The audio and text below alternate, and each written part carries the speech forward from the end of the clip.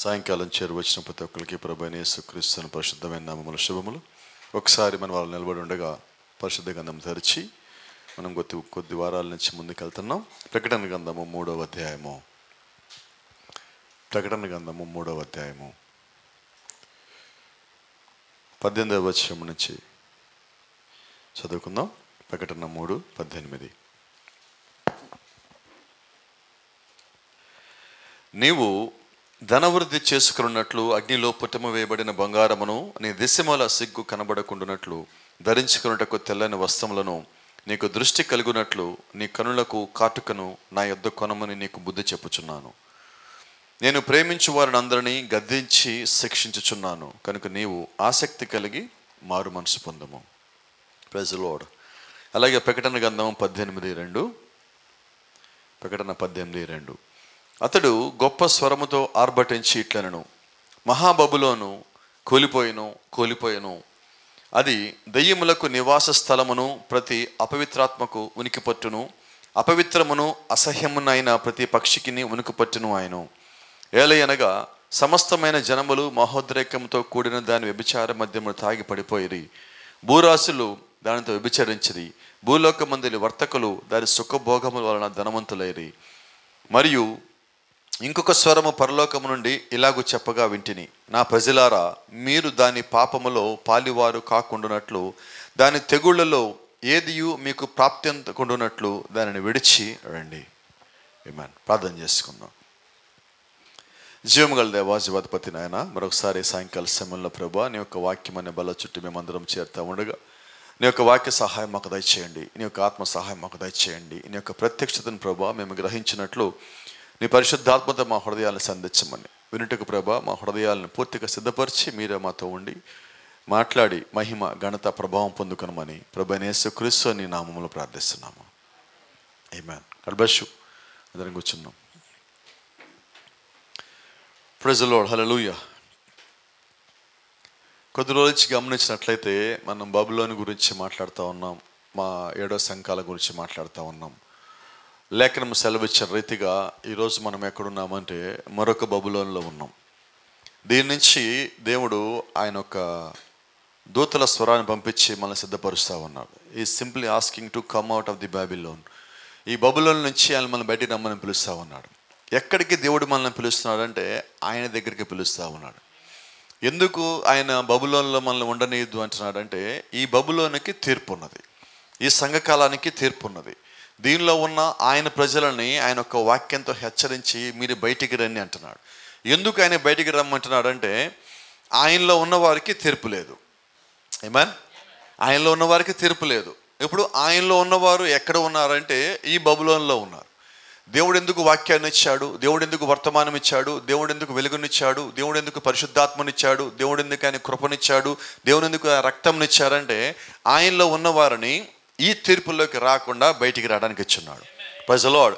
కాబట్టి దేవుడు ఒక ఉద్దేశం ఏంటంటే జగత్ పునాది కన్నా ముందుగా ఆయన ఒక ఆలోచనలో తలంపులో ఎవరైతే ఉన్నారో వారిని ఈ తీర్పులోకి తెగుళ్ళలోకి రానియకుండా కాపాడటమే దేవుడు ఒక ఉద్దేశం. హల్లెలూయా. So God is protecting his predestinated children. దేవుడు యొక్క ఆలోచనలో ముందుగా ఎవరైతే ఉన్నారో ఆ పిల్లలని మాత్రమే దేవుడు కాపాడుతున్నాడు. ముందటి ఆలోచనలో ఎవరున్నారో వారికి మాత్రమే ఈ కృప అర్థమవుతుంది, వారికి మాత్రమే రక్తం యొక్క విలువ తెలుస్తుంది, వారికి మాత్రమే ఈ గడే వర్తమానం అర్థమవుతుంది. ఎందుకనంటే అక్కడ ఉన్నవారు దీన్ని గ్రహించగలుగుతారు. Praise the Lord. హల్లెలూయా. Let me tell you what is the exact meaning of Babylon. బబులోన్ అంటే అర్థం ఏంటి? వాళ్ళు అక్కడ గోపురం కడుతున్నారు. జ్ఞాపకం ఉందా మీకు?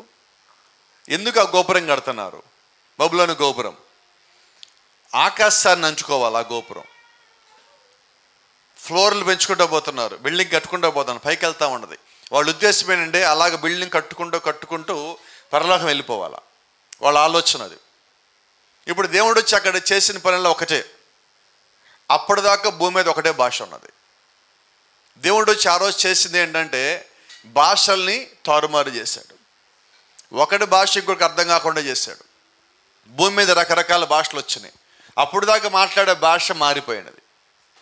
ఎందుకు దేవుడు అలా చేశాడు? ఆ బాబులోని కట్టడము దేవుడికి ఇష్టం లేదు. ఆ బాబేల్ టవర్ కట్టడము దేవుడికి ఇష్టం లేదు. బాబేలు గోపురం కట్టడం ఇప్పుడు దేవుడికి ఇష్టం లేని పని మనుషులు చేస్తున్నారు. ఎప్పుడైనా మీరు గమనించలేదు, దేవుడి చిత్తము లేకుండా, దేవుడికి ఇష్టము లేకుండా మనం ఏదైనా పని చేసినప్పుడు ఈరోజు కూడా దేవుడు అలాగే చేసేవాడై ఉన్నాడు. ఏమన్? ఇప్పుడు దేవుడికి ఇష్టం లేదు, నేను ఆ పని చేస్తున్నా, ఏం చేస్తాడు దేవుడు? ఖచ్చితంగా దాన్ని పాడు చేయాల్సిన దేవుడే. ఆ సమయానికి నీకు అది బాగానే ఉంటుంది. ఇప్పుడు చూడండి, బాబేలు గోపురం ప్రారంభించిన అందరూ ఏమనుకున్నారు? ఇది దేవుడి చిత్తం. బాబేలు గోపురం ఫౌండేషన్ వేయగానే ఏమన్నారు? ఇది దేవుడి చిత్తం. కొద్దిగా పైకి వెళ్ళగానే దేవుడు మనతో పాటు ఉన్నాడు కాబట్టి పైకి వెళ్ళింది, గొప్పగా కడుతున్నాం. అయితే లాస్ట్కి ఏమైంది? It is not the will of God, అది దేవుడి యొక్క చిత్తము కాదు అని తేలిపోయింది. ఎప్పుడు? చివరికి వచ్చేసరికి ముగింపు కాల. ఈరోజు మీకు జ్ఞాపకం చేస్తున్నా, మన జీవితంలో మనము కూడా ఏదో ఒక పని ప్రారంభించినప్పుడు అది ప్రారంభంలో దేవుడి చిత్తమని ప్రారంభించి తర్వాత చాలాసార్లు మనం ఆపేస్తూనే ఉంటాం. అది దేవుడి చిత్తము కాదు. నువ్వు ప్రారంభించిన పని ముగింపు వరకు అది క్రమముగా ఇబ్బందులైనా, శోధనలు వచ్చినా, నువ్వు పడిపోయినా, జారిపోయినా, ముగింపు వరకు అది ముందుకు పోతేనే అది దేవుడి యొక్క చిత్తమై ఉన్నది. ఆమేన్. ఆ విషయంలో చివరికి విజయాన్ని ఇచ్చేది దేవుడే. నీ ద్వారా దేవుడు నేను ఉన్నాను అని రుజువుపరుచుకొని నీకు విజయాన్ని అందజేస్తాడు. దేవుని నామానికి మహిమ కలుగును గాక. అయితే ఇక్కడ గమనించండి, what is the exact meaning of Babylon according to the dictionary? Confusion, rebellion, darkness. గందరగోళము, తిరుగుబాటు, అంధకారము, ఇది బబులోన్ అంటే అర్థము. ఈ మూడు కూడా దేవుడికి నచ్చని పదాలు. ఇప్పుడు అక్కడ కన్ఫ్యూజన్ చేయటానికి కారణం ఏంటి? వాళ్ళు దేవుడి దగ్గరికి వెళ్ళిపోవాలా, దేవుడిలాగా అయిపోవాలా, దేవుడిని చేరిపోవాలా. దేవుడు వద్దన్నదానికి చూడండి, దేవుడి దగ్గర రావటానికి దేవుడు ఒక మార్గం ఇచ్చాడు. అయితే మానవులు ఇంకొక మార్గం వెతుకుతారు. ఎలాంటి మార్గము? నాకు అనుకూలంగా ఉండే మార్గం కావాలి దేవుడి దగ్గరికి పోవటానికి. దేవుడి దగ్గరికి పోవటానికి అనుకూలమైన మార్గాలు ఏమీ లేవండి, దేవుడు ఏర్పరిచిన మార్గమే. యేసుక్రీస్తు చెప్పున్నాడు, తండ్రి యొద్దకు ఒకడు రావాలంటే నా గుండా తప్ప మీకు వేరొక మార్గం లేదు. There is no other way to reach God without Jesus Christ. యేసుక్రీస్తు లేకుండా ఏ ఒక్కడు కూడా తండ్రి దగ్గరికి రాలేడు. యేసుక్రీస్తు అంటే వాక్యము. ఇప్పుడు క్రీస్తు దగ్గరికి రావాలంటే, దేవుడి దగ్గర రావాలంటే, పరలోకం వెళ్ళాలంటే నాకున్న ఒకే ఒక్క మార్గము పరిపూర్ణమైన వాక్యంలో. ఆ వాక్యం అర్థం కావటానికే దేవుడు పరిశుద్ధాత్మనిచ్చాడు. దాన్ని అర్థం చేసుకోవటానికే దేవుడు ప్రతి కాలానికి ఆయన యొక్క సేవకులను, దూతలను, లేకపోతే ప్రవక్తలను, లేకపోతే 5 రకాల పరిచయంలో ఉన్న సేవకులను, అపోస్తులను, ప్రవక్తలను, సువార్థికులను, ఉపదేశకులను, కాపర్లను దేవుడు ఏర్పాటు చేశారు. They are servants of God. వాళ్ళు దేవుడికి సేవకులు, the same time they are servants for the bride. భూమి మీద ఉన్న యేసుక్రీస్తు శరీరమై ఉన్న సంఘం అనే వధువుకు వారు సేవకులై ఉన్నారు. Praise the Lord. See, the meaning of the Babylon is confusion, rebellion, darkness. తిరుగుబాటుతనం. వాళ్ళు దేవుడి మీద ఏం చేశారు? దేవుడికి నచ్చంది ఏంటంటే వాక్యము మీద తిరుగుబాటు చేసేవాళ్ళు. దేవుడికి నచ్చంది ఏంటంటే ప్రజలు అంధకారంలో ఉండటం. దేవుడికి నచ్చంది ఏంటంటే ప్రజలు గందరగోళంలో ఉండటం. ఈరోజు 7వ సంఘకాలంగా చూస్తే ప్రతి దాంట్లో గందరగోళమే. ఎవరు బోధ వినాలి, ఏ సంఘానికి పోవాలా, దేని వెంబడించాలి, ఏ పాస్టర్కి ఆ పాస్టర్ వచ్చి అంటాడు మేము చెప్పేదే కరెక్ట్, మా సంఘమే కరెక్ట్, నువ్వు ఇలాగే చేయాలంటాడు. అయితే ఇక్కడ ఇవన్నీ ఎందుకు దేవుడు పంపించారంటే గందరగోళం మధ్యలో నువ్వు ఉండాలా, అప్పుడు నువ్వు దేవుడిని నమ్మాలా. నువ్వు దేవుడిని నమ్మటానికి దేవుడు ఏర్పాటు చేసిన మార్గం ఏంటంటే నీ దగ్గరికి పంపించబడిన వాక్యమై ఉన్నది. ఆమేన్. ఇప్పుడు నువ్వేం నమ్మాలంటే వ్యక్తిని నమ్మాలా, వాక్యం నమ్మాలా? గట్టిగా రావట్లేదు. వాక్యమేనా? Praise the Lord. ఎందుకు వాక్యం నమ్మాలంటే నువ్వు భూమి మీదకి రావటానికన్నా ముందుగానే రాయబడిన వాక్యం ఇది. దేవుడి యొక్క పరిశుద్ధాత్మ ప్రేరేపణతో అపోస్తలులు, ప్రవక్తలు రాసిన వాక్యం ఇది. ఈ వాక్యంలో దేవుడు ఉన్నాడు. రాయబడిన వాక్యంలో దాయబడిన దేవుడు పరిశుద్ధాత్ముడిగా మన మధ్యలో ఉండి ప్రత్యక్షత ద్వారా ఆయన బయలుపరుచుకుంటా ఉన్నాడు. ప్రత్యక్ష అనేది నేను భూమి మీద రావడానికన్నా ముందున్నది, వాక్యం అనేది నేను భూమి మీద రావడానికన్నా ముందు ఉన్నది, దేవుడు అనేవాడు భూమి మీద రావడానికన్నా ముందుగానే ఉన్నాడు, నేను రావడానికన్నా ముందుగానే. కాబట్టి నేను ఏం నమ్మాలంటే భూమి మీదకి వచ్చిన మనుషులు వస్తున్నారు వెళ్ళిపోతున్నారు, కొద్ది కాలం ఉంటారు వెళ్ళిపోతున్నారు. అయితే శాశ్వతమైనది ఆయన యొక్క మాటలై ఉన్నాయి. భూమి ఆకాశంలో గతించినా కానీ నా మాటల్లో సున్నైనా పొల్లైనా గతించవు, ఎందుకంటే దేవుడు రాసిన మాటలు శాశ్వతములై ఉన్నాయి. Praise the lord. సీ, ఇప్పుడు మనం ఉన్నది కరెక్ట్గా మాట్లాడితే గందరగోళం. ఈ గందరగోళం మధ్యలో దేవుడు నిజమైన వాక్యం పంపించాడు. ఇప్పుడు దేవుడు పంపించే నిజమైన వాక్యం అని మనకి ఎలా తెలియాలి? నేను వాక్యం దగ్గర రావాలని ఎలా తెలియాలి? గమనించినట్లయితే దేవుడి ప్రజల దగ్గరికి దేవుడి యొక్క వాక్యమే వెతుక్కుంటూ వస్తుంది. ఆమేన్. So that's the way God appointed. దేవుడు ఏర్పరిచిన మార్గము అది అయి ఉన్నది. ఏమై ఉన్నదంటే ఆయన మొదటగా ఆయన యొక్క బిడ్డల దగ్గరికి వాక్యం పంపిస్తాడు, ఆయన యొక్క బిడ్డల దగ్గరికి ఒక సేవకుని పంపిస్తాడు, ఆయన యొక్క బిడ్డల దగ్గరికి పరిశుద్ధాత్మను పంపిస్తాడు. ఈ ముగ్గురు ఎప్పుడైతే అక్కడికి వచ్చున్నారో అప్పుడు దేవుడు వారికి ప్రత్యక్షతను అనుగ్రహిస్తాడు. By the revolution you will understand the word of God. నువ్వు దేవుని యొక్క వాక్యాన్ని ఎలాగ అర్థం చేసుకుంటావు? Not by Hardinge it. దాన్ని బట్టి పట్టడం వల్ల, చదవటం వల్ల నువ్వు గ్రహించలేవు. ఎలా నీకు అర్థమవుతుంది? దేవుడు నీకు బయలుపరిచినప్పుడు. దేవుడు బయలుపరిచే విధానం ఎలాగా? ప్రత్యక్షత నీకు ఇవ్వటం ద్వారా. ప్రత్యక్షత ఎలాగొస్తుంది? నువ్వు దేవుడి మీద నమ్మి, దేవుని ఆనుకొని, దేవుడి మీద ఆధారపడి దేవుడికి నువ్వు సమర్పించుకున్నప్పుడు, నువ్వు ఆయన యొక్క ముందు చిత్తంలో ఉన్నప్పుడు దేవుడు ఆ యొక్క ప్రత్యక్షత నీకు అనుగ్రహించేవాడై ఉన్నాడు. అకార్డింగ్ టు మాథ్యూస్ గాస్పెల్ 16, మత్తయి సువార్త 16 అధ్యాయం ప్రకారంగా దేవుడు పేతురుకి అక్కడ బయలుపరుచుకున్నాడు. ఎందుకు బయలుపరుచుకున్నాడు? నిశాని, చదువురానోడు, సంతకం పెట్టినోడు, తన పేరు కూడా రాయలేని వ్యక్తి. ఎలా బయలుపరుచుకున్నాడంటే ముందు నిర్ణయంలో పేతురున్నాడు. మరి పేతురు ముందు నిర్ణయంలో ఉన్నాడు కాబట్టి దేవుడు బయలుపరుచుకుంటే 7వ సంఘకాలంలో కూడా ముందు నిర్ణయంలో ఉన్నవాళ్ళు ఉన్నారు. మరి వీళ్ళకి ఎలా తెలియాలా? పేతురుకు తెలియజేసిన మార్గమే దేవుడు మనకి తెలియజేయాలి. ఎందుకంటే ఆయన నిన్న, నేడు, నిరంతరము ఏకరీతిగా ఉన్న దేవుడు. అక్కడ ఎలాగ బయలుపరిచాడో ఇక్కడ ఎలాగ బయలుపరచాలి. యేషయ్యకి ఏ విధంగా బయలుపరుచుకున్నాడో, ఇర్మియాకి ఏ విధంగా బయలుపరుచుకున్నాడో, అబ్రహాంకి ఏ విధంగా బయలుపరుచుకున్నాడో, నోవాకి, మోషేకి ఎలాగ బయలుపరుచుకున్నాడో, అలాగే దేవుడు ప్రతి కాలంలో ప్రతి ఒక్కరికి వ్యక్తిగతంగా ఆయన బయలుపరుచుకుంటాడు. Praise the Lord. See, the church is still in the confusion, still in the darkness, still in a rebellion position. ఈరోజు భూమి మీద ఉన్న సంఘం అంతా ఎలాగ ఉన్నదంటే తిరుగుబాటుతనంలో ఉన్నది, అంధకారంలో ఉన్నది. మేము వెలుగులో ఉన్నాము అనుకుంటే అంధకారంలో ఉన్నారు, మాకంతా తెలుసు అనుకుంటానే కన్ఫ్యూజన్లో ఉన్నారు. తిరుగుబాటుతనం కనిపిస్తున్నది. అవును, అన్నీ ఎక్కడున్నాయంటే లోకంలో ఎన్నైతే ఉన్నాయో అన్నీ దేవుని యొక్క సంఘములో కూడా ఉన్నాయి. అయితే దేవుని యొక్క సంఘంలో దేవుడు ఎందుకు వీటిని అనుమతిస్తున్నాడంటే నిజమైన వారు ఎవరో తెలియాలి కాబట్టి. Praise the Lord. ఆమెను చెప్పలే పేరా? ఎందుకని అన్నానంటే నిజమైన వాడు ఎవడో తెలియాలంటే అబద్ధమైనది పక్కనే ఉండాలి. కరెక్టేనా? యోహాను సువార్త 1వ అధ్యాయం 15వ వచనంలో ప్రభువైన యేసు గురించి మాట్లాడుతున్నాడు. I am the true wine, నేనే నిజమైన ద్రాక్షవల్లిని. దాని అర్థం ఏంటి? What does it mean? అబద్ధపు ద్రాక్షవల్లులు చాలా వచ్చినాయి. ఇప్పుడు ఆయన ఏమంటున్నాడు? నేనే నిజమైన ద్రాక్షవల్లి అంటున్నాడు. అంటే అబద్ధమైన ఉన్నాయి, నేను బయలుపరుచుకుంటున్నాను. అలాగే ఈరోజు నిజమైన విశ్వాసి ఉండాలి, అబద్ధమైన విశ్వాసి ఉండాలి. నిజమైన సేవకుడు ఉండాలి, అబద్ధమైన సేవకుడు ఉండాలి. నిజమైన ప్రవక్త ఉండాలి, అబద్ధమైన ప్రవక్త ఉండాలి. నిజమైన క్రీస్తు ఉండాలి, క్రీస్తు విరోధి కూడా ఉండాలి. ఈరోజు మనం ఎక్కడున్నామంటే అబద్ధాల ప్రవక్తలు ఉన్నారు, నిజమైన ప్రవక్తలు ఉన్న కాలంలో ఉన్నాం. అబద్ధపు క్రీస్తులు ఉన్నారు, నిజమైన క్రీస్తు అనే వాక్యం కలిగిన వాడు ఉన్నాడు. నిజమైన సేవకుడు, అబద్ధమైన సేవకుడు, నిజమైన విశ్వాసి, అబద్ధ విశ్వాసి. ఈ అన్నిటి మధ్యలో దేవుడు మనల్ని పెట్టున్నాడు. ఎలా తెలుసుకోవాలి నేను ఇప్పుడు? Praise the Lord. Why it was dark? ఎందుకని ఇప్పుడు మనం ఉన్న ఈ కాలము అంధకారంలో ఉన్నది? See, the word of God is the light of God. దేవుని యొక్క వాక్యము దేవుని యొక్క వెలుగై ఉన్నది. See, when you have word of God, ఎప్పుడైతే నువ్వు దేవుని యొక్క వాక్యము కలిగి ఉన్నావో నువ్వు వెలుగు కలిగి ఉన్నావు. నువ్వు దేవుని యొక్క వాక్యము కలిగి ఉండి వెలుగు కలిగి ఉన్నట్లయితే నువ్వు అంధకారంలో ఎలాగుంటావు? మనం ఉన్నది అంధకార కాలము.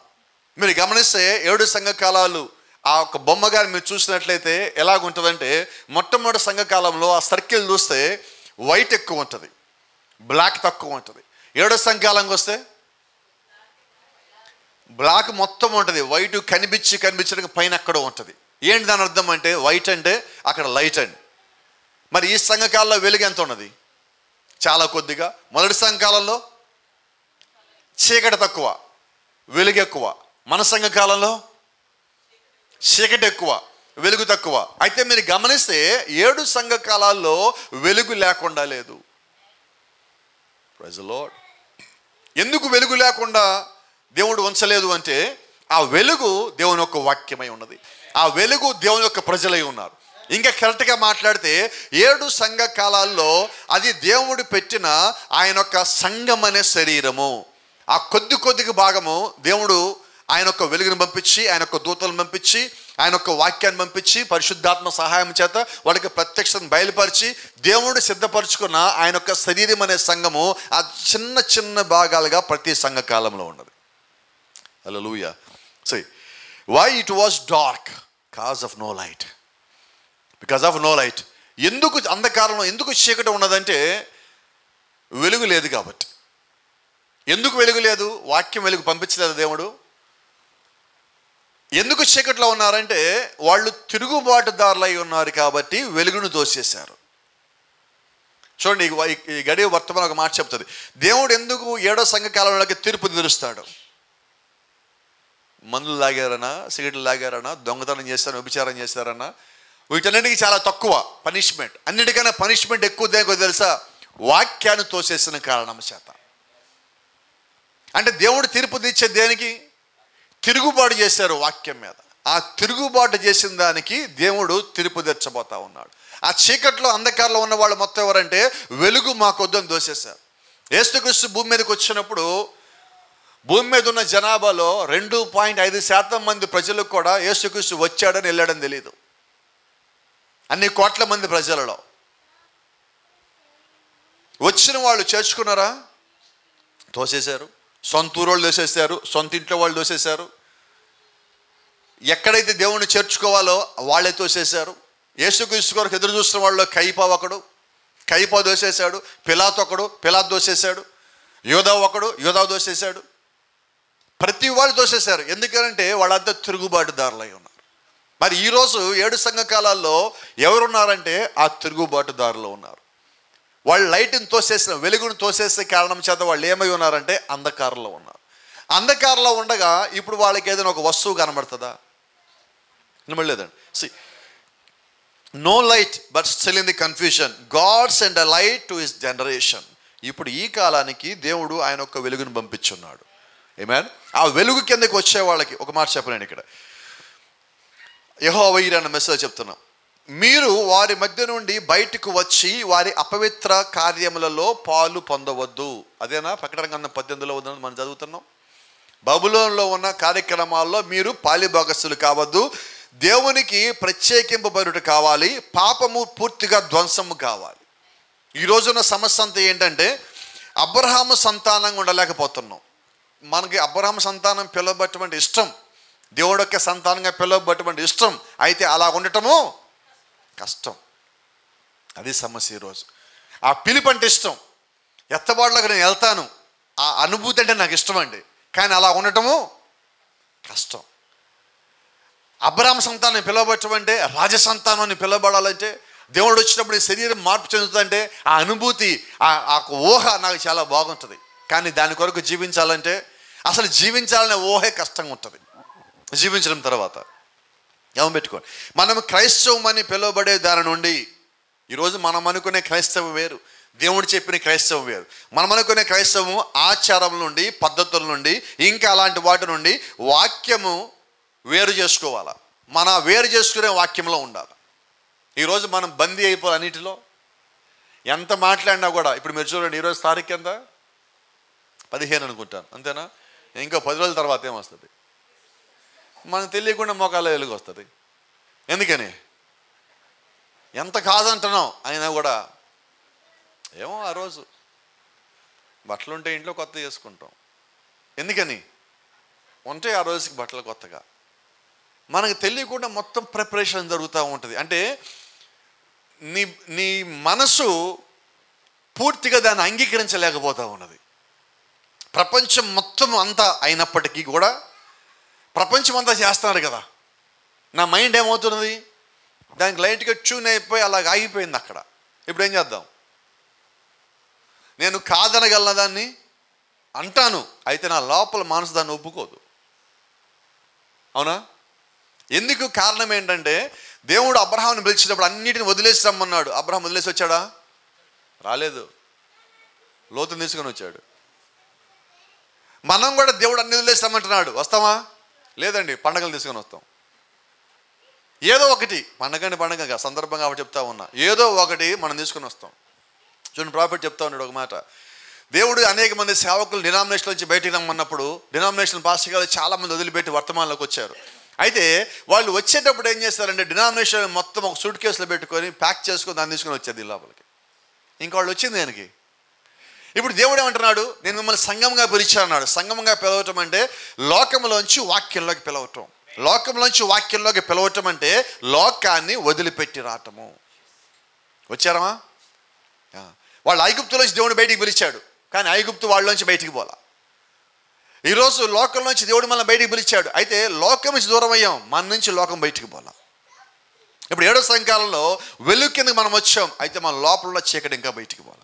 ఆచారాలు బయటికి పోలా, సంప్రదాయాలు బయటికి పోలా, పద్ధతులు బయటికి పోలా. అయితే ఏదో ఒకటి ఎక్కడో చోట మనది అయస్కాంతంలాగా పట్టుకుని మన వెనకాల వస్తుంది. అది పోవాలని నేను అంటున్నా, దేవుడే మళ్ళీ మనకు సహాయం చేయాలి. అవిశ్వాసం నుండి నిన్ను నువ్వు వేరుపరుచుకొని దేవుని వాక్యం నమ్ముము, దేవుడు దాన్ని నీకు ప్రత్యక్షపరచును. ఎప్పుడు వరకు దేవుడు నీకు ఆయన ప్రత్యక్షపరచుకోడంటే until you left the unbelieve. నువ్వు అవిశ్వాసాన్ని విడిచిపెట్టేంత వరకు దేవుడు ఆయన్ని నీకు బయలుపరచుకోడు. నువ్వు దేవుని వాక్యం నమ్మొచ్చు, దేవుని వాక్యం వినొచ్చు, దేవుని వాక్యం చదవచ్చు, ఎలాగే నువ్వు ఉండొచ్చు. ఇన్ని చేసినప్పుడు కూడా నా లోపల నుంచి అవిశ్వాసాన్ని నేను కానీ బయటికి పంపించకపోతే దేవుడు ఆయన నాకు బయలుపరచుకోడు. అది ఇప్పుడు నేను చేయాల్సిన మొదటి పని ఏంటంటే వాక్యం చదువుతున్నాను, వింటున్నాను, విన్న వాక్యం నాకు విశ్వాసం ఇవ్వాలి. ఎప్పుడైతే విశ్వాసం ఇచ్చిందో అవిశ్వాసం బయటికి పోతుంది. ఎందుకంటే రెండు ఒక్క చోట ఉండలేవు. ఏమాన్ మాట దేవుడు ఆదికాండం 12వ అధ్యాయంలో అబ్రహామును పిలిచినప్పుడు అంటున్నాడు, నీ బంధువుల ఇంటి నుండి, బంధువుల వద్ద నుండి, నీ చుట్టూ ఉన్న సమస్తం నుండి నిన్ను నువ్వు వేరు చేసుకొనుము. ఇప్పుడు అబ్రహామును పిలిచాడు దేవుడు. ఇప్పుడు అబ్రహాము సంఘం. ఐగుప్తు నుంచి దేవుడు వాళ్ళని పిలిచాడు, ఇజ్రాయెల్ని. ఇప్పుడు ఇజ్రాయెల్ సంఘం. ఇప్పుడు మనల్ని దేవుడు లోకం నుంచి పిలిచాడు, మనం 7వ సంఘకాలం. అబ్రహాము సంఘము, ఐగుప్తు నుంచి ఇజ్రాయెల్ సంఘము, ఈరోజు మనము సంఘం. ఇవన్నీ సంఘాలే, 3 రకాల సంఘాలు ఇవి. ఇది దేవుడి ద్వారా నేరుగా పిలువబడిన వారు. అబ్రహాము నేరుగా స్వరం ద్వారా పిలువబడ్డాడు. ఐగుప్తు నుంచి వారు బయటకు వచ్చినాడు, ప్రవక్తను ముందు పంపించి ప్రవక్త ద్వారా దేవుడు బయట పిలుచుకున్నాడు. ఇప్పుడు ఈరోజు అదే దేవుడు మనకు ఒక దూతను పంపించి దూత ద్వారా దేవుడు సంఘాన్ని బయటికి పిలుచుకున్నాడు. ఇప్పుడు నేనేం చేయాలా? దేవుడిని నమ్మాలా, దేవుడు వెంబడించాలా. ఆమేన్. దూత 2వ ముద్రలో దూత ఈ విధముగా చెప్పుడులో నాకు ఆశ్చర్యం లేదు, నా జనులారా ఆమె నుండి బయటికి రండి, ఆమె యొక్క తెగుళ్ళలో పాలు పొందుకోవద్దు. ప్రకటన 18లో ఏమున్నది? ఆ భూమి మీద ఎవరైతే ఉన్నారో ఆమె శపింపబడి ఉన్నది, ఆమె పైన దేవుని కోపాగ్ని ఆమె అనుభవించి బాధ నొందవలసి ఉన్నది. ఆమె మీదకి వచ్చే తెగుళ్ళలో మీరు పాలి భాగస్తులు కావద్దు. ఇప్పటి వరకు ఉన్నారు, అయితే లోకంలో ఉన్నాం. ఇప్పుడు వాక్యం వచ్చేమంటుందంటే నువ్వు వాళ్ళతో కలవటానికి ఇల్లేదు, నువ్వు వాళ్ళతో ఉండటానికి ఇల్లేదు, నువ్వు లోక సాంగత్యంలో ఉండొద్దు. ఇప్పుడు మనం ఏం చేయాలి? ఎలా అనగా ఆమె తన యొక్క హక్కులను అమ్ముకొని ఉన్నది, తన యొక్క జీవితాన్ని అమ్ముకొని ఉన్నది. ఈరోజు లోకం ఏం చేస్తుందంటే వ్యభిచారాల మత్తులో పడినది, లోకంతో కలిసిపోయి ఉన్నది. దానిలో నుంచి దేవుడు ఏం చేస్తారంటే ఆయన పిల్లల్ని పిలుచుకుంటున్నాడు, మీకు లోకానికి సంబంధం లేదు, మీరు వాక్యమై ఉన్నారు, మీరు నాలో భాగమై ఉన్నారు, మీ కొరకు నేను రక్తము కాచున్నాను, తిరిగి నా దగ్గరికి రండి అని చెప్పి దేవుడు మనల్ని పిలుచుకుంటా అక్కడి నుంచి బయటికి రండి. తీర్పు పంపిస్తానికన్నా ముందుగానే దేవుడు హెచ్చరిక పంపిస్తాడు. నిజమేనా? నోవా దినాల్లో దేవుడు తీర్పు పంపించలా, ముందు హెచ్చరించాడు. నోవాహు అనే ప్రవక్తను పంపించి హెచ్చరించాడు. మోషే దినాల్లో దేవుడు తీర్పు పంపించలా, మోషేని పంపించే ముందు దేవుడు అక్కడ హెచ్చరించాడు. ఈ కాలానికి మలాకి 4 కూడా మనకు చెప్పబడింది, భయంకరమైన మహాదినపు రాకముందు దేవుడు తన ప్రవక్తకు ఏలియా ఆత్మ కలిగిన వ్యక్తిని మన కొరకు పంపుదును, మన కొరకు పంపిస్తానంటున్నాడు ఆయన. దేనికని? ఆ మహాదినము అంటే శపించబట్టానికి దేవుడు ఒక నిర్ణయాన్ని, ఒక దినమును ఏర్పాటు చేసుకున్నాడు. ఆ దినము కన్నా ముందు దేవుడు హెచ్చరికను పంపించాలి. నోవా దినాల్లో భూమి మీదకి జలప్రళయం రావడానికన్నా ముందు జలప్రళయం వస్తుంది, మీరు జాగ్రత్తగా ఉండండి, సిద్ధపడండి, ఓడలోకి రండి. ఈరోజు దేవుడు చెప్తా ఉన్నాడు మళ్ళా, మహాబబులోన్లో మీరు ఉండకండి, అది నేను కూల్చేస్తాను, అది పాడైపోతుంది, నాశనం అయిపోతుంది, తెగుళ్ళు దాని మీదకి వస్తాయి, మీరు దాని లోపల ఉండొద్దు, బయటికి రండి. ఇప్పుడు దేవుడు మనల్ని ప్రేమించాడా? ఏమో గట్టిగా చెప్పట్లేదండి. ఆమె పరిస్థితిని అంతటిని చూసిన పిదప దేవుడు ఏబేలు గ్రంథంలో ఒక మాట చెప్తాం. ఏబేలు గ్రంథం 2:25లో చివరి దినములలో గొంగళి పురుగులు విడిచిన దాన్ని మిడతలు తినివేస్తున్నవి, మిడతలు విడిచిన దాన్ని పసర పురుగులు తినివేస్తున్నవి, పసర పురుగులు విడిచిన దాన్ని చీడపురుగులు తినివేస్తున్నవని లేఖనం చెప్తా ఉన్నది. ఇవన్నీ నిజమే. ఒక చెట్టు ఉన్నది, ఆ చెట్టు వధువు యొక్క వృక్షమై ఉన్నది. ఆ చెట్టుని ప్రతి కాలంలో ఒక పురుగు తినేస్తున్నది. ఇది మిగిలిచి వచ్చేగానే ఇంకో పురుగు వచ్చి దాన్ని తింటుంది. ఒకటేమో చెట్టు బెరడు మొత్తం తిన్నది, ఇంకోటి ఆకులు తిన్నది, ఇంకోటి కొమ్మలు తిన్నది, ఇంకోటి లోపల వెళ్ళి తింటా ఉన్నది. దొరికిన ప్రతి ఒక్కటి తిరుగుకుంటూ పోయినది. అయితే దేవుడు ఒక వాగ్దానం ఇచ్చాడు, ఆ పురుగులు తినేసి అన్నిటినీ నేను మరలా నీకు తిరిగిస్తాను. So what does it mean? Is promising a restoration at the end of the church age. ప్రతి 7 సంఘాల చివరిలో దేవుడు తిరిగిస్తానన్నది ఏంటంటే పునరుద్ధరణ మళ్ళా నీకు ఇస్తానంటున్నాడు.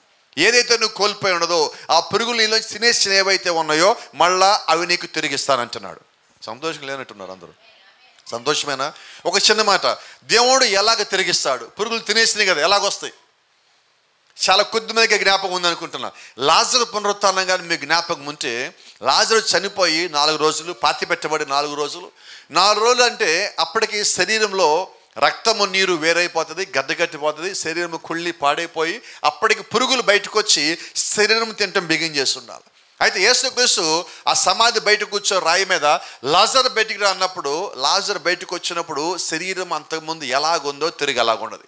దేవుడు ఏం చేశారంటే లాజరు శరీరాన్ని, అది పునరుత్థానం కాదండి, పునరుద్ధరణ అయి ఉన్నది, తిరిగి మళ్ళీ అక్కడ ఇచ్చున్నాడు. ఎందుకని పునరుత్థానం కాదంటే పునరుత్థానం చెందినవాడు మళ్ళా మరణించడం. లాజరు మళ్ళా మరణించాల. Praise the Lord. ఇప్పుడు దేవుడు ఏం చేశాడు?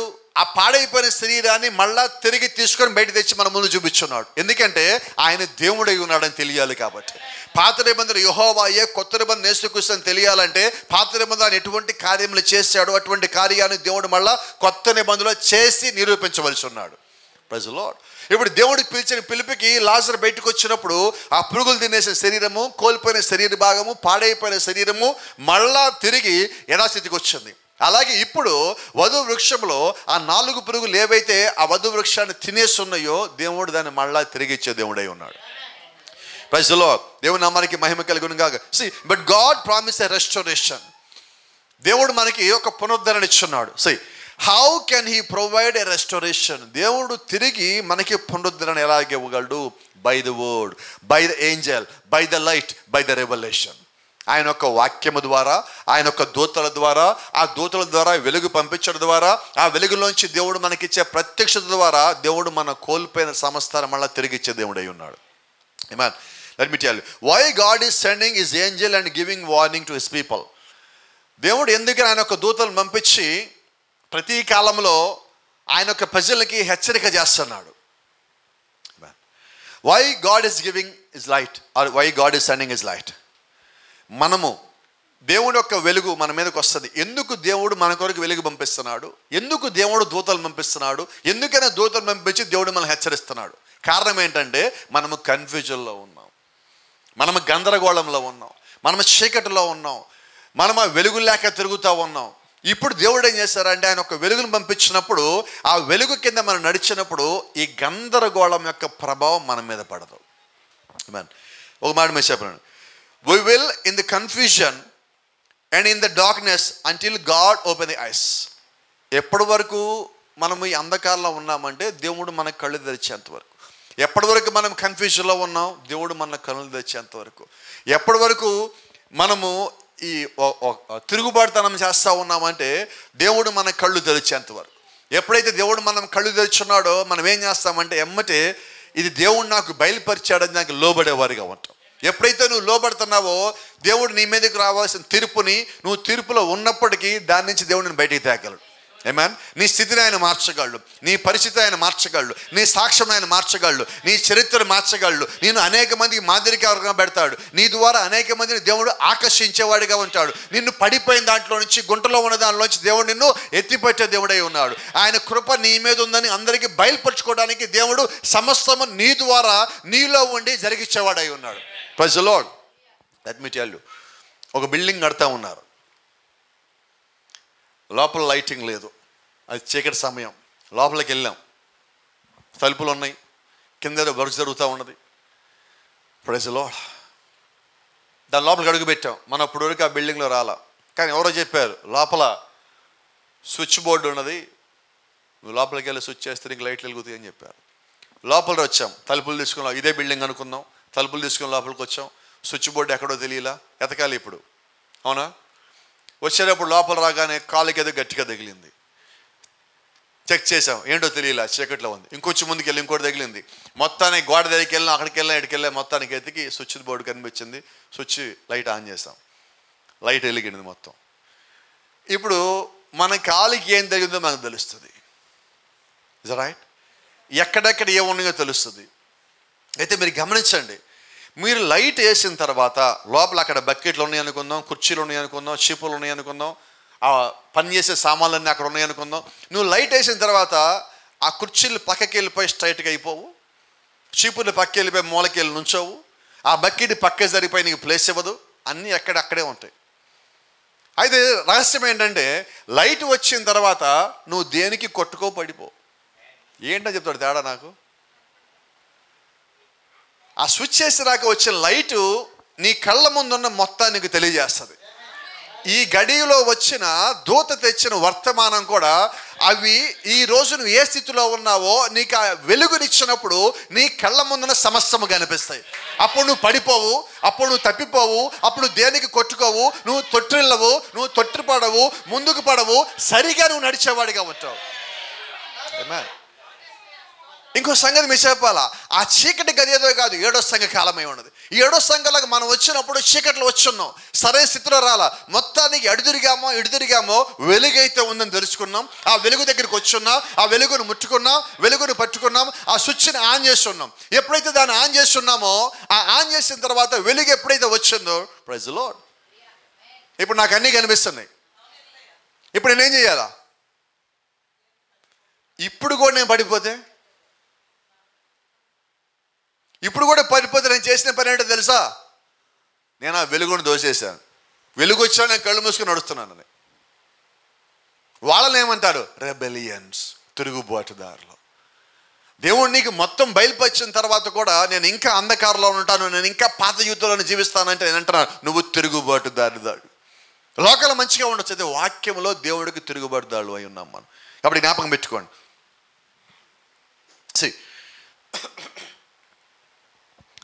ఆ వెలుగు వచ్చింది, అన్నీ అలాగే ఉన్నాయి.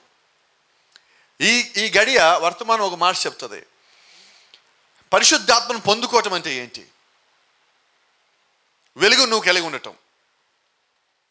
పరిశుద్ధాత్మను పొందుకోవటం అంటే వర్తమానంలో ఉన్న మాట, అపవాది నీ జీవితంలో నీకన్నా ముందు వాడు ఏం గుంటలు తీశాడో అవి నీకు కనబడతాయి. వాడు వేసిన పన్నాగాలు నీకు తెలుస్తాయి, వాడు చేసిన కుట్రలు నీకు తెలుస్తాయి. అవన్నీ నీ కళ్ళ ముందు ప్లెయిన్గా కనిపిస్తూ ఉంటాయి. ఇప్పుడు నువ్వు పడతావా? ఎందుకని?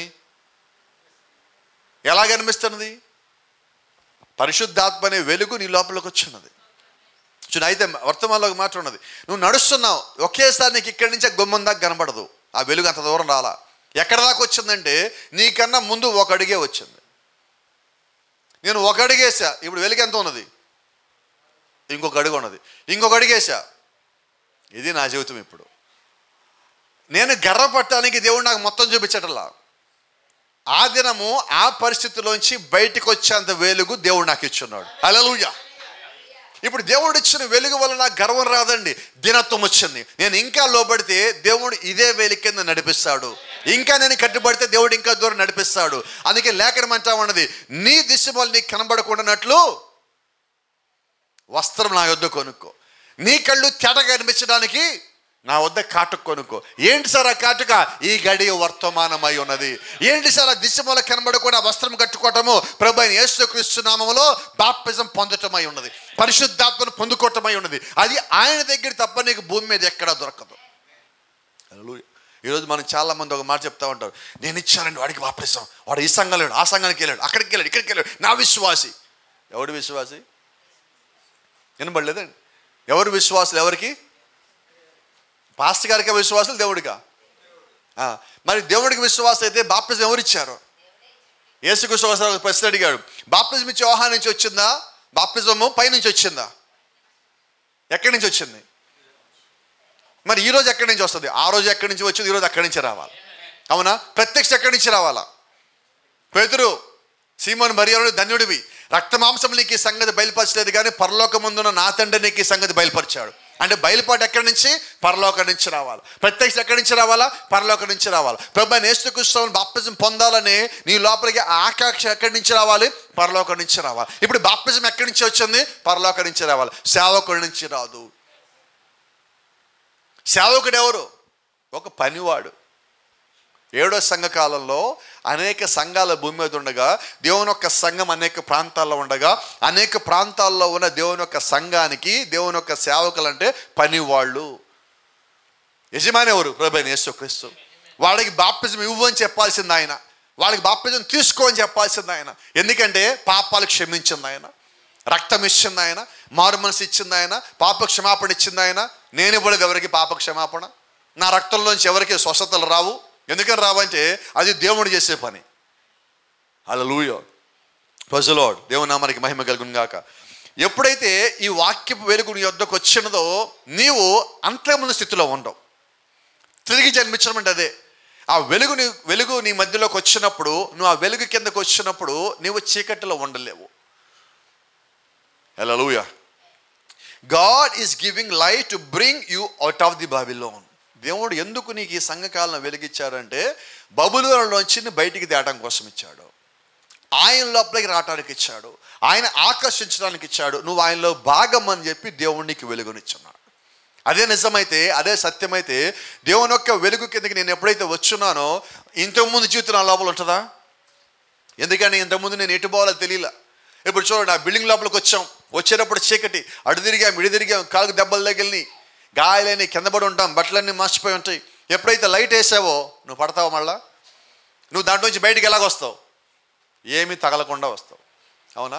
7వ సంఘాలకు మనం వచ్చాం, పడ్డాం, తగిలిని, దెబ్బలు తగిలిని, మార్కలు పడ్డాయి. కానీ ఇప్పుడు బయటికి ఎలా రావాలా? ఎందుకని? వెలుగులో మనం నడుస్తున్నామండి. సరే, ఇప్పుడు దేవుడు ఏం చేస్తారంటే లౌదీకియ సంఘకాలానికి దేవుడు వెలిగిచ్చున్నాడు. God's and light the church of Laodicea. దేవుడే ఈ సంఘకాలానికి వెలిగిచ్చున్నాడు. ఎందుకంటే get out of them glares in the midst of darkness. ఈ వెలుగుల మధ్యలో, ఈ చీకటి మధ్యలో మళ్ళా అపవాది యొక్క మెరుపులు ఉన్నాయి, అపవాది యొక్క తలుకులు ఉన్నాయి, అపవాది సంబంధించిన ఏర్పాట్లు ఉన్నాయి. This dark time that we are living in now. ఈరోజు మనం జీవిస్తున్న ఈ అంధకారమైన దాంట్లో అపవాది వెలుగులు మళ్ళా ఉన్నాయి. అపవాది వెలుగులు ఏంటి? అపోస్తలుడు పౌలు ఒక మాట చెప్తున్నాడు. నేడు అపవాది ఏం చేస్తున్నాడంటే వెలుగు దూత వేషం వేసుకొని వచ్చాడు. దేవుడు వెలుగుని పంపించాడు, దూతను పంపించాడు. అపవాది ఎలాగొచ్చాడు? వెలుగు దూత వేషం. ఇప్పుడు వాడు ఎలాగున్నాడు? ఐఎమ్ ఏంజల్ ఆఫ్ లైట్ అంటాడు వాడు కూడా. మరి దేవుడి దగ్గర నుంచి వచ్చిన వ్యక్తి is also angel of light. Then who is the real angel of light? The word of God will proves it. అపవాది అంటున్నాడు నేను వెలుగుదూతను అంటున్నాడు, దేవుడి నుంచి వచ్చిన వాడు నేను వెలుగుదూతను అంటున్నాడు. మరి ఇప్పుడు ఎవరు వెలుగుదూత? నిజంగా వెలుగుదూత వచ్చిన వాడు ఎవడంటే దేవుని యొక్క వాక్యము అతన్ని రుజువుపరచాలా. హల్లెలూయా, praise the Lord. See, in the midst of the darkness, who is going to bring the little bride out? నిజంగా దేవుని యొక్క వధువు, ఆయన యొక్క శరీరము, ఆయన యొక్క సంఘము ఈ చీకట్లో ఉంటే, ఈ చీకట్లో ఉన్న దేవుని యొక్క సంఘాన్ని బయటికి లాగేది ఎవరు? బయటికి తీసేది ఎవరు? తీసుకుపోయేది ఎవరు పైకి అంటే ఎవరైతే అసలు ఈ సంఘాన్ని డిజైన్ చేశాడో ఆయన తీసుకుపోతాడు. The chief designer of the 7th church is. 7వ సంఘకాలాన్ని ఎవరైతే నిర్మాణం చేస్తున్నాడో ఆ నిర్మాణకుడే మనల్ని పైకి తీసుకొని పోవాలా. చీకటి ఉందా? ఉన్నది. వెలుగుందా? ఉన్నది. బయలుపాటు ఉన్నదా? ఉన్నది. దూత వచ్చున్నాడు. దూత హెచ్చరించాడా? హెచ్చరించున్నాడు. అన్ని నిజాలే. ఇప్పుడు మన సంఘం గురించి కాసేపు మాట్లాడుకుందామండి. ప్రేమతో మాట్లాడండి, దయచేసి నన్ను ఎవరేమనుకోమాకండి. దేవుడు ఒక సంఘంలో మనం కూడా భాగమైన నమ్ముతా ఉన్నాం. మనలో చాలా తప్పులు ఉన్నాయి, చాలా రైట్ చేసుకున్నాం, చాలా సరయ్యాం, చాలా వదిలేసాం. కొన్ని వదిలేద్దాం అనుకుంటున్నాం, కొన్నేమో వదలడానికి ఇష్టపడటల్లా, కొన్నేమో వదిలేద్దామన్నా బయటికి పోవటల్లా. ఇది ఓవరాల్గా మనం ఉన్న మన యొక్క స్థితి, మానసికమైన స్థితి కానీ, శారీరకమైన స్థితి కానీ, ఆత్మీయమైన స్థితి కానీ, అన్నింటిలో మనం ఎలాగంటే దేంట్లో సున్నాలు లేవు మనకి. దేవుని యొక్క వాక్యం లేదా? లేకపోతే సున్నా అవుతుందా? సున్నా కాదండి. పూర్తిగా లోకల్ నుంచి బయటకు వచ్చేసామా? రాలా. అయితే సున్నా అవ్వాలా? అయ్యిందా? కాలా. ప్రార్థన పర్ఫెక్ట్గా ఉన్నామా? లేదు. అసలు లేదా ప్రార్థన? ఉన్నది. పూర్తిగా ఉండదా? లేదు. లోకాన్ని పూర్తిగా వదిలేసావా? పూర్తిగా లోకంలో ఉన్నావా? ఎలా చెప్పండి, ఇప్పుడు ఎలాగున్నాం మనం? అన్నిట్లో మాటలు వస్తున్నాయి మనకి. లోకంలో మాటలు వస్తున్నాయి, వాక్యంలో మాటలు వస్తున్నాయి. అవునా? అవిశ్వాస మాటలు వస్తాయి, విశ్వాస మార్కులు వస్తాయి. ప్రార్థనలో మార్కులు వస్తున్నాయి, ప్రార్థనలో జీవితంలో మార్కులు వస్తున్నాయి. అన్నిట్లో మనకి అంటే ప్రతి సబ్జెక్టులో మార్కులు వస్తున్నాయి. మనకి ఏదైనా ఎగ్జామ్ పెడితే మార్కులు రాని సబ్జెక్ట్ ఒక్కటి, లోకం అనే సబ్జెక్టులో రావద్దు. అయితే మనకి వస్తున్నాయి కదా. సమస్య చెప్పనా, దాంట్లో కొద్దిగా ఎక్కువ వస్తాయి. మిగిలిన అన్నింటిలో మార్కులు ఎక్కువ సంతోషపడతాం. లోకం అనే సబ్జెక్టులు ఎక్కువ రాకూడదండి మార్కులు. మనకి తప్పినట్టు మన దేవుడు పెట్టే పరీక్షలో దాని నుంచి మనం బయటకు వచ్చేయాలి. ఈరోజు దేవుడు పెడుతున్న పరీక్షకి మనం సిద్ధపడుతున్నాం. ఆయన వెలుగునిచ్చాడు. మనం వెలుగులో ఉంటే మన వాక్యం కింద పరిశుద్ధాత్మ పెట్టే పరీక్షలో మనకు మార్కులు ఎక్కువ రావాలి. అయితే మనకు వచ్చే మార్కులు చాలాసార్లు మన జీవితం వ్యక్తిగతంగా జ్ఞాపకం చేసుకున్నట్లయితే పరిశుద్ధాత్ముడు మన యొక్క వ్యక్తిగతమైన జీవితాల్లో దుఃఖపడే సంఘటనలు కూడా ఉన్నాయి. ఎప్పుడు పరిశుద్ధాత్ముడు దుఃఖపడతాడు? వాక్యానికి సంబంధించిన దాని ప్రకారంగా మనం జీవించక లోకరీతిగా మనం జీవిస్తూ ఉన్నప్పుడు పరిశుద్ధాత్మలో మనం ముద్రించబడ్డాం కాబట్టి అప్పుడు దేవుడు ఒక ఆత్మ మన విషయంలో దుఃఖించాలి. అలాంటి జీవితం కూడా మనకున్నది. దాని నుంచి వచ్చామా? రాలేదు. అలాగని పరిశుద్ధాత్మ 365 రోజులు మన జీవితంలో దుఃఖపడుతున్నాడా? లేదండి. అప్పుడప్పుడు సంతోషపెడతాం మన పరిశుద్ధాత్మని. మీ తరపు నేనే చెప్తున్నాను, సంతోషపెడతాం. ఏదో రోజు దేవుడు మనతో మాట్లాడతాడు. ఆ రోజు హృదయం బద్దలైపోతుంది, కళ్ళల్లోంచి కన్నీళ్ళు ఆగవు, హృదయం బరువైపోతుంది. ఏవో ప్రభు, నేను ఇక్కడి నుంచి ఇలా ఉండను ప్రభు అన్నప్పుడు నిజంగా పరిశుద్ధాత్ముడు నీలో సంతోషపడతాడు. So what will happen then? నువ్వు ఎప్పుడైతే తీర్మానం చేసుకున్నావో తర్వాత రోజు ఏం జరుగుతుంది? ఇంటికి వెళ్తాం మనం, యవనస్తులు కానీ లేదా ఇంట్లో వాళ్ళు కానీ ఆ రోజు మొబైల్ ఫోన్ ముట్టుకోరు, లోకరీతికి ఎవరితో మాట్లాడరు. నేను ఇక్కడి నుంచి వెళ్ళి వదిలేశాను, ఇంకా నాకు ఇవన్నీ చెప్పకండి. How beautiful it is. ఎంత బాగుంది ఆ మాట వినటానికి. కానీ ఒక రోజు గడిచింది, 2 రోజు గడిచింది, కొంచెం మనం దాన్ని ఏం చేస్తాం? సడలించడం అంటాం. ఆ పదం తెలుసు అనుకుంటాం మీకు. ఏంటి సార్ అది? ఒకసారి చెప్తారు పదం. సడలించటం అంటే అప్పుడు దాకా మనం పట్టేలాగా ఉన్నది. కొద్దిగా సడలిచ్చాం. అపవాదికి ఆ మాత్రం చాలు. ఆ మాత్రం చాలా అపవాది లోపల రావటానికి. వాడికి నీ లోపల రావడానికి 5 గేట్లు ఉన్నాయి. లోపలికి వచ్చాక మళ్ళీ వాడికి 5 గేట్లు ఉన్నాయి. వాడు బయటికి పోవటానికి నువ్వు కలిగి ఉన్న పరిశుద్ధాత్మ తప్ప వాడికి వేరే మార్గం ఏది లేదు. వాడిని పంపించడానికి నీ దగ్గర ఉన్నది ఒకే ఒక్క మార్గము, అది పరిశుద్ధాత్మను పొందుకోవటమై ఉన్నది. వాక్యం అనే వెలుగు కిందకు నీ వచ్చినప్పుడు అపవాది నీ లోపల ఉండలేడు. ఎందుకు మనం సంఘంలో వాక్యం చెప్పేటప్పుడు స్పందించండి, ఆమెన్ అనాలి అని ఎందుకు అంటామంటే, నువ్వు ఆమెన్ అంటున్నావంటే నువ్వు ఆ వాక్యాన్ని ఒప్పుకుంటున్నావని. అది ఒప్పుకున్నప్పుడు వాడు నీ లోపల ఉండలేడు. వాడికి కష్టంగా ఉంటుంది. ఇదేంటి ఇది ఒప్పుకుంటున్నారు వీళ్ళు, నాకు ఇబ్బంది తెలుసు కదా, ఎందుకు ఒప్పుకుంటున్నారు? వాడికి అది అసౌకర్యంగా ఉంటుంది, అన్కంఫర్టబుల్గా ఉంటుంది. నా జీవితంలో వాడు కంఫర్టబుల్గా ఉండడానికి వీలు లేదు అసలు. అవునా? మనం ఇంటికి వస్తే ఏం చెప్తున్నాం వాడికి? రాంగ్ అడ్రస్కి వచ్చి వెళ్ళిపో అంటున్నాం మనం. మరి లోపలికి వచ్చి ఉంటానంటే మనకు కంఫర్టబుల్గా ఉంటుందా? నువ్వు కంఫర్టబుల్గా ఉన్నావంటే నువ్వు వాడికి లోబడ్డావని. వాడిని లోపలికి వచ్చాక వాడు అన్కంఫర్టబుల్గా ఉన్నావు అంటే నువ్వు దేవుడికి లోబడ్డావని. ఆమేన్. కాబట్టి వాడు లోక సంబంధమైన క్రియలు కార్యముల యొక్క జీవితంలో నీ ద్వారా చేయించడానికి ఇష్టపడతాడు. అయితే నువ్వేం చేయాలంటే వాక్య సంబంధమైన దేవుని క్రియలు చేయడం నువ్వు ఇష్టపడాలి. అయ్యాడి కష్టం కాబట్టి వాడేమంటాడు? నువ్వు వాక్యానుసారంగా ఉండొద్దు అంటావు. నువ్వేమంటావు? నేను వాక్యంతోనే ఉంటానంటావు. నీ లోపల ఆత్మీయమైన పోరాటం జరుగుతూనే ఉన్నది. See, right now we are in spiritual warfare. Nobody can see in your life. నీ యొక్క జీవితాన్ని ఎవడు చూడడు. నీ ఆత్మీయమైన జీవితాన్ని నువ్వు మాత్రమే చూడగలవు, దేవుడు మాత్రం చూడగలడు. ఇప్పుడు నేను ఎక్కడ యుద్ధం చేయాలా? నా లోపల నేను యుద్ధం చేయాలి. యుద్ధ భూమి నేను మోసుకొని తిరుగుతున్నా, దేవుడు యొక్క ఆత్మను మోసుకొని తిరుగుతున్నా. అపవాది లోపలికి వచ్చి వాడు ఫైట్ చేస్తాడు, పరిశుద్ధాత్మ లోపలికి వచ్చి అపవాదితో ఫైట్ చేస్తాడు. ఫైటింగ్ లోపల జరుగుతూ ఉన్నది, నువ్వు బయటికి బాగానే కనిపిస్తున్నావు. యుద్ధము లోపల జరుగుతూ ఉన్నది. ఎవరు గెలవాలా? పరిశుద్ధాత్ముడు చివరికి గెలవాలి. ఎవరు గెలుస్తాను అడగను నేను, పరిశుద్ధాత్ముడే గెలవాలి. ఎప్పుడు గెలుస్తాడు? నేను లోబడుతున్నప్పుడు. నా ప్రార్థనా జీవితంలో దేవుడు నా జీవితంలోకి వచ్చేలాగా నేను ఉన్నప్పుడు, దేవుడికి నా సమయాన్ని ఇచ్చినప్పుడు, సమర్పణ కలిగి ఉన్నప్పుడు, ఆ వెలుగు నా మీద ఉన్నట్టుగా నేను నా జీవితాన్ని జీవిస్తుంటే నేను అప్పుడు అంధకారంలో ఉండను. నన్ను నడిపించేది వెలుగండి. ఏ వెలుగు? వాక్యం అనే వెలుగు. ఈ కాలంలో దేవుడు ప్రత్యేకించి మనం పంపించింది వర్తమాన వెలుగు మనకిచ్చాడు. ఇట్స్ స్పిరిచువల్ లైట్, ఆత్మీయమైన వెలుగు ఇది. ఈ వెలుగు మన దగ్గరికి వచ్చింది దేనికంటే మన జీవితాలు వెలిగించడానికి, మన సాక్ష్యాలు వెలిగించడానికి, దేవుడి కొరకు నువ్వు నిలబట్టడానికి దేవుడు నీకు వెలుగిచ్చాడు. 7వ దూత ద్వారా దేవుడు ఇచ్చిన వెలుగు ఏంటంటే నీ జీవితాన్ని సరి చేసుకోమని. ఆ ఒక్క దూత వచ్చి చేసిన హెచ్చరిక ఏంటి? పెట్టిన కేకేంటి? బబులోను కూలిపోతా ఉన్నది. మనకు వచ్చిన హెచ్చరిక ఏంటి? ఇదిగో ఈ లోకము తీర్పులోకి పోతా ఉన్నది, దానిలో నుంచి నువ్వు బయటికి రా. బయటికి రావటం కొరకు దేవుడు అన్ని ఏర్పాట్లు చేశాడు. ఇప్పుడు నేను చేయాల్సింది ఒకటే, నేను ఆ ఏర్పాట్లకు లోబడాలి. Praise the Lord. మీరు గమనించలేదో, సైదాపురం నుంచి నాకు ఉదయం ఒక ఫోన్ వచ్చింది. వర్షాలని హెచ్చరిక చేశారండి ఇక్కడ వాళ్ళందరూ, పొలాల్లో ఉండే వాళ్ళందరూ కూడా మీరు పొలాల్లో వచ్చి బయటకు వచ్చేసేయండి, ఊరు వదిలిపెట్టి బయటకు వచ్చేయండి, తుఫాన్ రాబోతుందని హెచ్చరిక ఇచ్చేసారండి అన్నారు. ఇప్పుడు వాళ్ళు ఏం చేయాలా? తుఫాన్ రాలేదు, ఇంకా అనౌన్స్మెంట్ చేశారు 15కు 16కు 10 రేపు ఎల్లుండి తుఫాన్ వస్తున్నారు. తుఫాన్ వచ్చే ముందే మీరు వచ్చేయండి అన్నారు. ఇప్పుడు వాళ్ళు ఏం చేయాలా? వచ్చేయాలా? హెచ్చరిక వచ్చిందా? తుఫాను సంకేతాలు కనిపిస్తున్నాయా? వాతావరణం చూసే తుఫాను వచ్చేలా ఉన్నదా? ఇప్పుడు ఏం చేయాలా? ఇప్పుడు మనకు ఒక హెచ్చరిక వచ్చింది. అక్కడ వాలంటీర్లు హెచ్చరికలు చేశారు, మనకేమో దూతలు ప్రవక్తలు దేవుడు ఎవరిని పంపించారో వచ్చి హెచ్చరికలు చేశారు. ఇప్పుడు ఏం చేశారంటే తీర్పు రాబోతా ఉందన్నారు. చుట్టుపక్కల చూస్తే తీర్పు వచ్చే సూచనలు ఎక్కువ కనిపిస్తున్నాయి. ఇప్పుడు ఏం చేద్దాం? వాళ్ళు ఇలా చెప్తానే ఉంటారులే అనుకుని, కానీ మనం ఉంటే ఏమవుతుంది? తుఫాన్ వచ్చాక అందరూ వెళ్ళిపోయి వీళ్ళు మాత్రం ఉన్నారు, అక్కడ ఏమవుతుంది?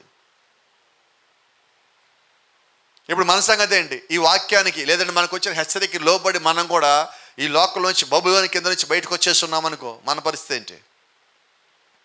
బబులోని తీర్పు వచ్చినప్పుడు మనం దాంట్లో ఉండం. ఈరోజు దేవుడు చేస్తున్న పని అదే. 7వ సంఘకాలానికి కూడా దేవుడు తీర్పు తీరుస్తాడు, బబులోనికి తీర్పు తీరుస్తాడు. ఆ బబులోని కింద 7వ సంఘకాలం ఉంటే దాంట్లో ఉన్నవాళ్ళు కానీ ఉంటే వాళ్ళు తీర్పులోకి పోతారు. ఎవరు వాళ్ళు? తోసివేసిన వాళ్ళు, వాక్యానుసారంగా మాట్లాడితే తిరుగుబాటుదారులు. ఏంటో బబులోను? తిరుగుబాటుదారు, రెబెలియన్స్. అంధకారంలో ఉండటానికి ఇష్టపడేవాళ్ళు, అంటే వాక్యంలో ఉండటానికి ఇష్టపడని వారు, వెలుగు కింద ఉండటానికి ఇష్టపడని వారు, దేవుడు చూపించిన త్రోవలో నడవడానికి ఇష్టపడిన వారు. అటువంటి వాళ్ళు ఈరోజు ఈ సంఘకాలంలోనే ఉన్నారు.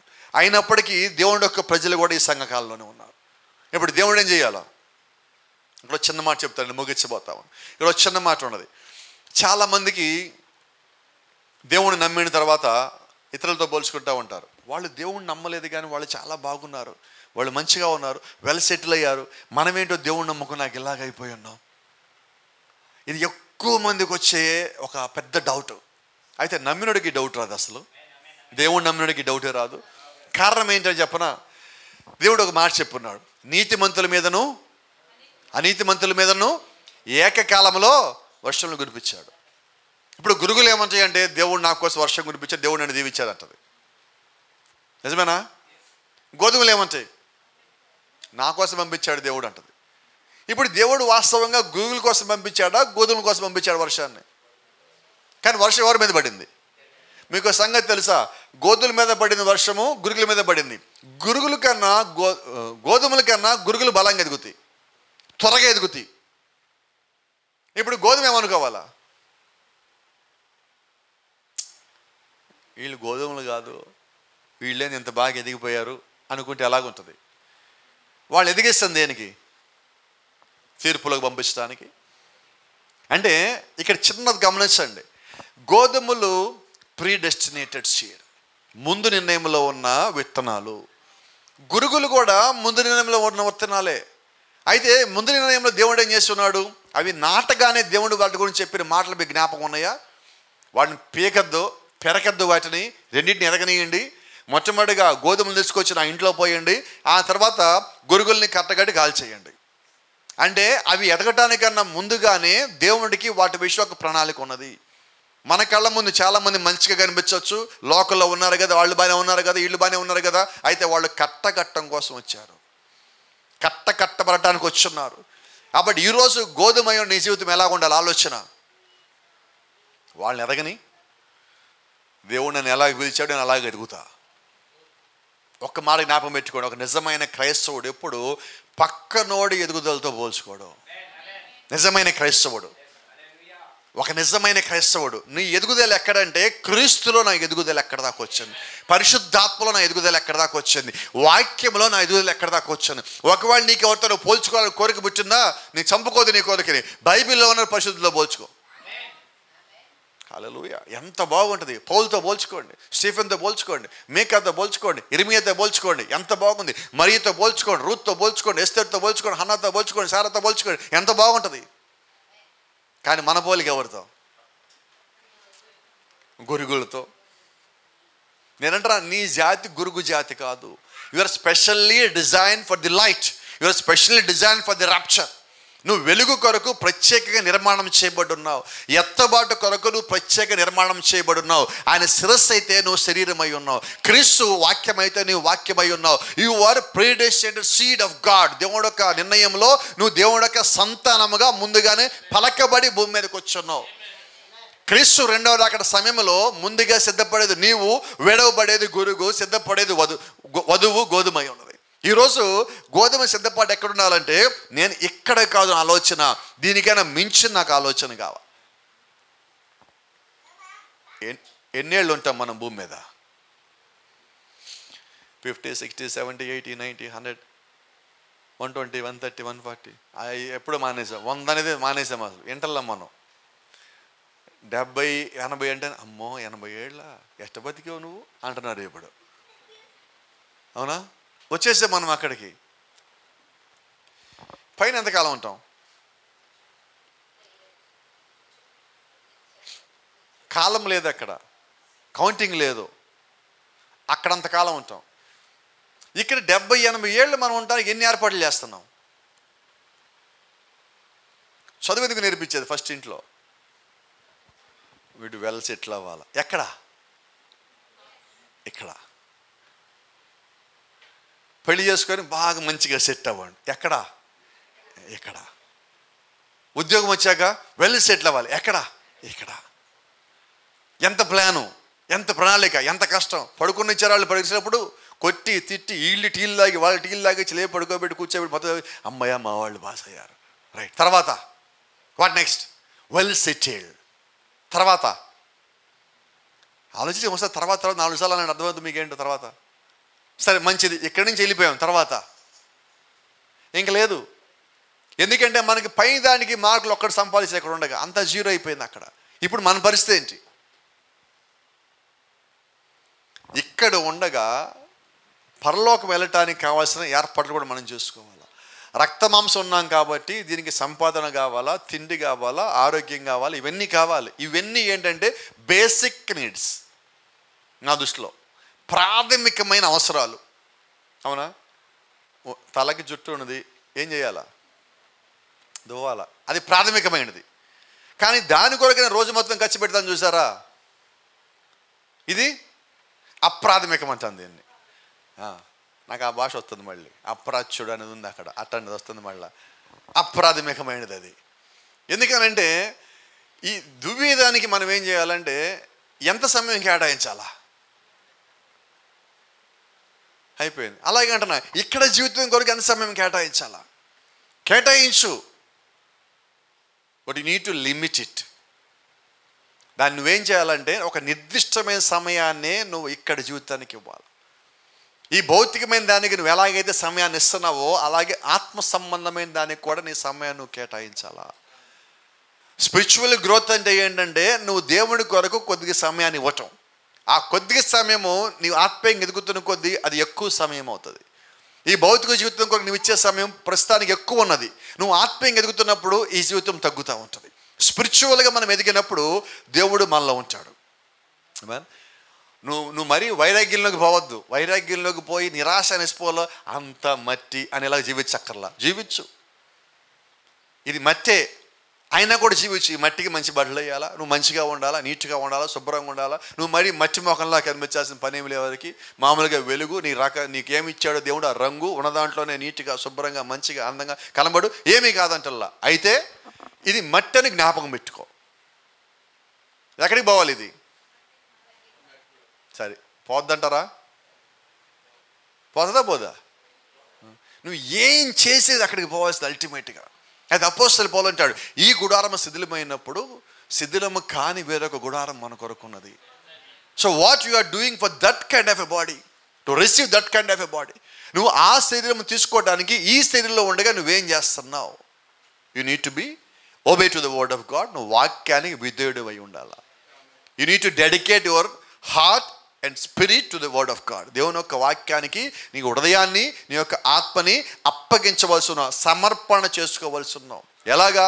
యెహోషువ కాలేబులు ఎలా చేసుకున్నారో, నా పూర్ణ మనసుతో, నా పూర్ణాత్మతో నేను దేవుణ్ణి వెంబడించున్నాను. హోల్లీ హార్టెడ్, పూర్ణ మనసుతో, పూర్ణ హృదయంతో వెంబడించాను. నేను సంఘానికి వచ్చా, ఎలాగ రావాలా? గట్టిగా చెప్పలు. గట్టిగా వచ్చేస్తే చెప్పుండేవాళ్ళు, గట్టిగా చెప్పట్లేదండి, ఆలోచిస్తున్నాను నేను. ఈరోజు దేవుడికి ఎలాంటి వాళ్ళు కావాలంటే పూర్తిగా మనసు ఇవ్వాలి దేవుడికి. ఈరోజు మనం సరే మంచిది, సంతోషం, కొంతవరకు నా సంతోషం. సంఘానికి వచ్చాక మనం మనసు ఇచ్చేస్తాం దేవుడికి, అవునా? ఇంకా కొంచెం ఎదిగాం, మనం సంఘానికి వచ్చేటప్పుడు కూడా ఇస్తున్నాం. ఇంకొద్ది కూడా ఎదిగాం. మిమ్మల్ని ఎదిగిద్దలు చెప్తారు, మీరు సంతోషపడరు ఎవరు. ఇంటికి వెళ్ళేటప్పుడు కూడా దేవుడికి ఇస్తున్నాం. ఇంటికి వెళ్ళేంత వరకు దేవుడికి మనం మనసు ఇచ్చేస్తామండి, అవునా? సమస్య చెప్పనా? నిజమైన సమస్య మనం చేసే పోరాటం ఎక్కడో. ఇప్పుడు మనం వాక్యంలో మాటలు విన్నాము కదా, దేవుడు మనతో మాట్లాడని. ఈ మాటలు దీనికి వ్యతిరేకమైన పనులు మనం చేస్తున్నప్పుడు మనకి జ్ఞాపకం వస్తాయి. నువ్వు దేవుడు కుమారుడివి, కుమార్తె అయితే ఈ మాటలు దీనికి వ్యతిరేకంగా నువ్వు జీవించేటప్పుడు నీకు ముందు మనసు ఒక దెబ్బ అలా కొడతాయి, అవునా? అప్పుడు నీ పోరాటం బిగిన్ అవుతుంది. అప్పుడు ఏం చేస్తాం? ఒక చిన్న ఫైటు, ఎక్కువసేపు ఉండదు ఫైటింగ్, కొద్దిసేపు ఒక చిన్న కుదుపు లాంటిది. చేయాలా వద్దా? మొన్న విన్నా దేవుడి వాక్యం అన్నాను, ఆ రోజు మాటలన్ను హెచ్చరించి చిచి చేయకూడదు. మళ్ళీ కాసేపటికి ఏమైంది? సరేలే ఎన్ని అనుకుంటాం, అన్నీ అవుతాయా? అన్నిటికోసం నిలబడతామా? ఎన్నో చెప్తారు భాస్కర్ గారు నాకు వాక్యాలు. దేవుడు ఎన్నో మాటలు చెప్పాడు, 66 పుస్తకాలు రాయించాడు. అన్నీ చేసేస్తే మనం దేవుళ్ళు అయిపోము. చేద్దాం ప్రభువా, ఈ ఒక్కసారికి నాకు ఎగ్జామిషన్ ఇవ్వు ప్రభువా, ఈ ఒక్కసారికి ప్రభువా నన్నేమి చేయకు ప్రభువా.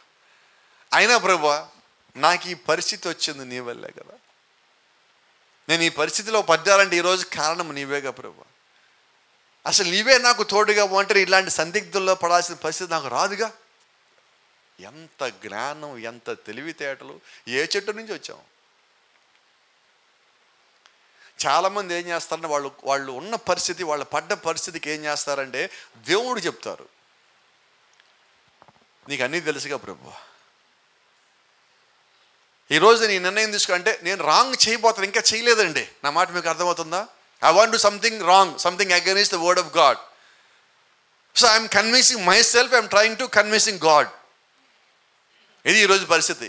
నేను ఏదో తప్పు చేయబోతున్నా, దేవుని యొక్క వాక్యానికి వ్యతిరేకమని చేయబోతా ఉన్నా. ఇప్పుడు నేను దాన్ని ఏమంటాం, కన్విన్సింగ్ అంటే నన్ను నేను సమర్థించుకుంటున్నా, నేను కరెక్ట్గానే చేస్తాను, తప్పు అయినప్పుడు కూడా నేను సరిగానే చేసుకుంటున్నాను అని. ఇప్పుడు ఏం చేస్తాం, లాస్ట్కి ఫస్ట్ మనం చేసే తప్పు అని తెలుసు, తర్వాత కొద్దిసేపటికి ఆ తప్పు కాదేమో అనే స్థితికి వచ్చాం, తర్వాత ఏమో పర్వాలేని స్థితికి వచ్చాం, తర్వాత ఇదే తప్పనిసరిగా చేయాల్సిన పరిస్థితి వచ్చింది అని మనల్ని సమర్థించుకుంటే ప్రభువా, ఆయన యు నో ఎవ్రీథింగ్ గాడ్, ప్రభువా నీకు సమస్తం తెలుసు కదా, నా హృదయం నీకు తెలియదా ప్రభువా? సో ఇక్కడ ఏం జరిగినది? యువర్ రెబెలియా, నువ్వు తిరుగుబాటుదారుడివి. నువ్వు దేవుడికి ఎన్నిసార్లు చెప్పినా కూడా నీ యొక్క పరిస్థితిని, నువ్వు దేవుని వాక్యాన్ని వ్యతిరేకం చేస్తే నువ్వు చేసిన తిరుగుబాటే. బిలాం ఏం చేస్తున్నాడు? తిరుగుబాటు చేస్తున్నాడు. ఎందుకు చేస్తున్నాడు? దేవుడిని అడుగుతున్నాడు మళ్ళీ తిరుగుబాటు చేయాలని. ఇంతకీ బిలాం ఏమడిగాడు? ఎవరిని శపించాలా? దేవుడి యొక్క ప్రజలను, ప్రభువా నీ కుమారుని శపిస్తా, నాకు అవకాశం అంటున్నాడు. అంతేనా? ఇప్పుడు దేవుడు చేసిన పనేనా? దేవుడికి ఇష్టమైన పని చేస్తుంది బిలాము? పైకి ఎవరిని అడుగుతున్నాడు పర్మిషను? ఇప్పుడు మనం ఏం చేస్తున్నాం చెప్పండి? ఇందాక సందర్భంలో నేను తప్పు చేయాలనుకున్నా ప్రభువా, నువ్వు అంతా నీకు తెలుసు, నీకు తెలియకుండా ఏమీ జరగలేదు, నా పరిస్థితి ఇలాగ వచ్చింది, కారణము నువ్వే ప్రభువా, నేమే నిందేట్లే కానీ ప్రభువా, మొత్తానికి అయితే కారణము నువ్వే ప్రభువా. మనం అది కూడా ఎలా చెప్తామో తెలుసా? ఎంతో తెలుగుగా చెప్తామంటే ఆ దేవుడు కూడా కన్విన్స్ అయిపోవాలా. మీకు తెలుసు తెలియదు, ఒక దొంగను పట్టుకున్నాం అనుకోండి, దొంగ ఏం చెప్తాడు? దొరికాడు దొంగ, ఏం చెప్తాడు? వాడు స్టోరీ చెప్తే మనం అంటాం నిజంగా నువ్వు దొంగతనం చెప్పే కరెక్ట్ అంటాం మనం. వాడు స్టోరీ అన్నాక దానికన్నా బాగా చెప్తాం మన స్టోరీ. అయితే ఏంటన్నా, ఆయన డైరెక్టరు, నువ్వు కథ చెప్పాడు అయితే ఆయన డైరెక్టరు. దేవుని యొక్క వాక్యము మన వద్దకు వచ్చినప్పుడు నువ్వు సాకులు చెప్పకుండా లోబడు. ఎందుకు దేవుడు ఒక వాక్యం దగ్గర పంపించాడంటే, నీకున్న జ్ఞానం ఆయనకి తెలుసు, నీకున్న తెలివితేటలు ఆయనకి తెలుసు, నీకున్న స్థితి పరిస్థితి మొత్తం తెలుసు, నువ్వు ఉన్న సంఘకాలం కూడా తెలుసు, నువ్వు బబులోన్లో ఉన్నావని తెలిసి నేను దేవుడిని బయటికి పిలవటం కొరకు నీ కొరకు వాక్యాన్ని పంపించున్నాడు, వెలుగుని పంపించున్నాడు. మన స్థితి మొత్తం తెలుసండి. కాబట్టి ఏంటంటారు, వాక్యం వచ్చాక వాక్యానికి సాకులు చెప్పొద్దు, లోబడిపోదాం మనం. అలాగ లోబడిన వాడిని దేవుడు బయటికి తీసుకుపోవడం కొరకు సంపూర్ణమైన ఏర్పాటు చేస్తున్నాడు. ఆ ఏర్పాటు ధన్యత కదా, మనకి సంతోషం కదా. దేవుడి దగ్గర ఉండటం కన్నా సంతోషం ఏది లేదండి. ఇక్కడ మనం శరీరంలో ఉండగా కష్టపడాలా, నష్టపోవాలా, ప్రయాసపడాలా, భారం కలిగి ఉండాలా, తప్పిపోతాము, సరి చేసుకోవాలా. ఇవన్నీ చేసిన తర్వాత కూడా పరిపూర్ణమైన జీవితం జీవిస్తామంటే జీవించలేం.